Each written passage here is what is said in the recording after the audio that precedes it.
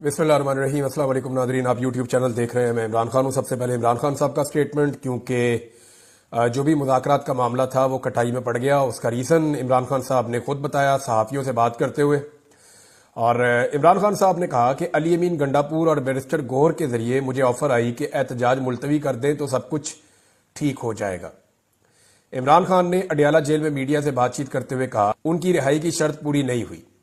मैंने खुद समेत अंडर ट्रायल लोगों की रिहाई का मुतालबा किया था। जितने लोग भी अंडर ट्रायल हैं उन सबको रिहा कर दिया जाए ताकि मुज़ाकरात की संजीदगी का मालूम हो सके। इमरान खान ने कहा कि ये ऐसी डिमांड थी जो फौरी तौर पर पूरी हो सकती थी, जो उन्होंने नहीं की। मुज़ाकरात तो चलते रहते हैं, मगर ये पता चल गया कि ये सीरियस नहीं थे, ये सिर्फ एहतजाज मुलतवी करवाना चाहते थे। हमारे चार्टर ऑफ डिमांड में सब गिरफ्तार लोगों की रिहाई शामिल है।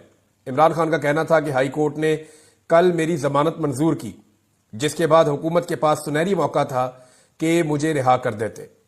हाई कोर्ट जमानत मंजूर करती है और यहां पहले से तय हो जाता है कि रिहाई नहीं देनी।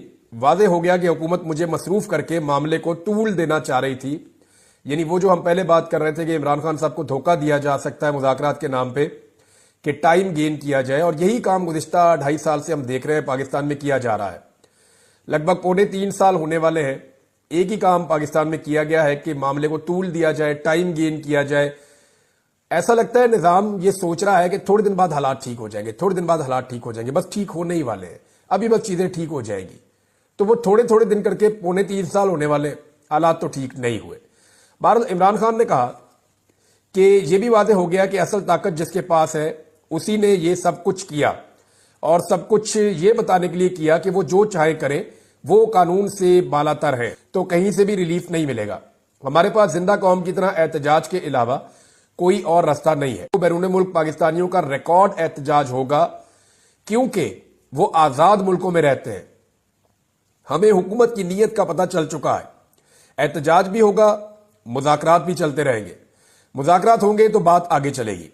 मुज़ाकरात जिनसे हो रहे हैं नाम नहीं बता सकता, लेकिन जो मुज़ाकरात हो रहे हैं इनमें संजीदगी नहीं है। इमरान खान ने मजीद कहा कि मैं जेल में हूं और मुझ पर केसेस बनाए जा रहे हैं। उसी को बनाना रिपब्लिक कहते हैं। एहतजाज 100% कामयाब होगा। अब वादे हो चुका है कि मुझे 24 नवंबर से पहले रिहा नहीं करेंगे। हम इनकी क्या बात माने? अगर वो बातचीत में संजीदा है तो हमारे लोगों को रिहा किया जाए। जेल में रहते हुए मुझ पर 60 केसेस हो चुके हैं। सारे मरकजी केसेस में मेरी जमानत हो चुकी है, मगर इसके बावजूद रिहा नहीं किया जा रहा। इमरान खान साहब ने सारा बताया जी कि अली अमीन गंडापुर और बैरिस्टर गौहर आए थे। वैसे ये दोनों लोग जो हैं वो कंटिन्यूसली एस्टेब्लिशमेंट के साथ राब्ते में है। ये बात मैं आपको पूरी यकीन के साथ कह सकता हूं। वो इसलिए कि जब तक के वो काम कर ही नहीं सकता। हमारा सिस्टम इस तरह से बना हुआ है, एस्टेब्लिशमेंट की इतनी गहरी जड़ें पूरे सिस्टम के अंदर कि कोई वजीर आला तो क्या, कोई SHO भी या कोई एक SP या DSP भी जो है वो एस्टेब्लिशमेंट के साथ जुड़े बगैर काम नहीं कर सकता।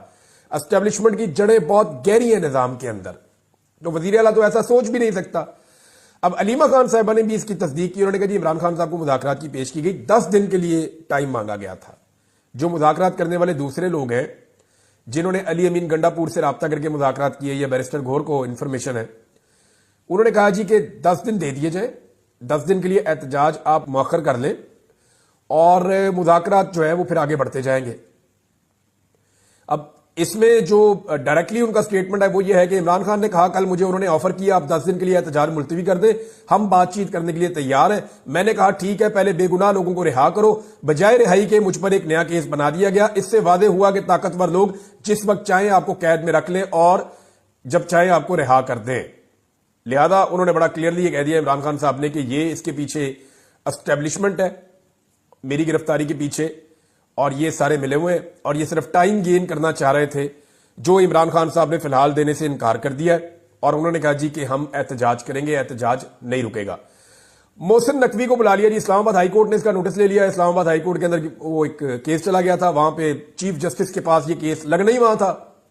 इस्लामाबाद में जब भी कोई हुकूमत से मुताल्लिक या एस्टेब्लिशमेंट से मुताल्लिक कोई भी चीज आती है, वो 90% जो है वो जाकर सीधा चीफ जस्टिस इस्लामाबाद हाईकोर्ट के पास ही लगती है। वो इख्तियार भी उनके पास ही है। तो वो केस उनके पास जाके लग गया और उन्होंने वहां पे तलब कर लिया वजीर दाखिला को, और वजीर दाखिला का शुक्रिया भी अदा किया कि आप आए। तो वजीर दाखिला ने वहां पे बातचीत की। बहरहाल अब ये केस चल रहा है कि इस एहतजाज को कैसे टैकल करना है। अब अदालत के जरिए से कोई हुक्म लेने की कोशिश की जाएगी। बहरहाल मोहसिन नकवी ने बाहर निकल के बातचीत की है और मोहसिन नकवी ने कहा कि पीटीआई के साथ कोई मुज़ाकरात नहीं हो रहे क्योंकि धमकियों के साथ बातचीत नहीं हो सकती है। चीफ जस्टिस का जो भी ऑर्डर होगा उसके ऊपर हम अमल दरामद करेंगे। मुझे लगता है चीफ जस्टिस से सख्त ऑर्डर लेगी ये हुकूमत और उस ऑर्डर को बुनियाद बनाकर लोगों के ऊपर फस्तायत, जुल्म और जबर किया जाएगा। अब चीफ जस्टिस का जो सख्त ऑर्डर है वो किस नौयत का होगा ये हम देख लेंगे आने वाले वक्त में। अच्छा, उन्होंने कहा जी कि सवाल ये पैदा होता है कि सिर्फ खास दिनों में पीटीआई क्यों एहतजाज कर रही है। अब ऐसे वक्त में एहतजाज की कॉल दी है जब बेलारूस के सदर पाकिस्तान, ओ यार कुछ ना कुछ तो पाकिस्तान जो हो ही रहा होता है ना। थोड़े दिन पहले एहतजाज कर रहे थे तो आपने कहा था जी वो जो है वो मलेशिया के वजीर आजम आ गए, हालांकि वो उस दिन जा रहे थे जिस दिन उन्होंने एहतजाज की कॉल दी थी। उससे थोड़े दिन पहले जो है वो आसिफ अली जरदारी नाना बन गए थे। उसके बाद जो है वो नवाज शरीफ साहब का बेटा दिवा, कुछ ना कुछ तो इस मुल्क में हो रहा होता है। कभी मरियम नवाज की सर्जरी निकल आती है, कभी कुछ हो जाता है, कभी कुछ ना कुछ। एक मुल्क है भाई इतना बड़ा, तो बेलारूस का सदर आ रहा है। हद हो गई वैसे आप लोगों की। मैं हैरान होता हूं कि बेलारूस का सदर आएगा, आगे पाकिस्तान का सारा कर्जा उतार के वापस चला जाएगा, ये होगा। यानी मुझे मेरी समझ से बाहर है। कोई ना कोई तो पाकिस्तान में आता ही रहता है हर वक्त। इतना बड़ा मुल्क है भाई, 25 करोड़ इसकी आबादी है, एटमी पावर है दुनिया की 7वीं। तो यहां पे तो लोग आएंगे और जाएंगे। हमने अपने अंदरूनी मामलात को उठा के हम कहां पे जाके जोड़ देते हैं। मोहसिन नकवी ने एक और इल्जाम लगा दिया कि जी खैबर पख्तूनख्वा से जो लोग आते हैं ना उनमें अफगान शहरी बहुत बड़ी तादाद में होते हैं, ये एक सवालिया निशान है। फिर उन्होंने कहा जी कि एक और चीज उन्होंने उठाई, ये जो दहशतगर्दी का वाकया हुआ इस पर मोहसिन नकवी ने कहा जी उधर हम ख्याल करें या इधर ख्याल करें। आज 38 लोग शहीद हो गए हैं करम एजेंसी में। अब हम वहां ध्यान रखें या यहां ध्यान रखें। अब ये बहुत बड़ा दहशतगर्दी का एक वाकया हुआ है और 38 लोग वहां पे बताए गए हैं। अब तक की इतला के मुताबिक जो शहीद हो गए हैं, गाड़ियों के ऊपर अंधाधुंध फायरिंग की गई है। ये पारा चनार से जाती हुई गाड़ियां। इसके ऊपर 2 स्टेटमेंट्स हैं अल्लामा राजा नासिर अब्बास साहब, क्योंकि वो इसके साथ जुड़े हुए हैं तो मैं उनके स्टेटमेंट आपको पढ़ के सुना देता हूं। खैबर पख्तूनख्वा के जिला करम ओचित में दहशतगर्दों ने कानवाय पर फायरिंग की। उसके नतीजे में कमोबेश 38 अफराद की शहादत और कुछ जख्मी भी हुए हैं लोग।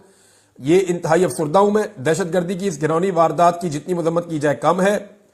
हमने बहुत दफा सूबाई और वफाकी हुकूमत को इस बारे में बताया, एहतजाज भी किए, लेकिन किसी के कान पर चूं तक नहीं रेंगी और इस जुल्म को रोकने में सब नाकाम साबित हुए। वजीर आला खैबर पख्तूनख्वा भी सूबे में अमन व अमान के क्याम में नाकाम हो चुके हैं।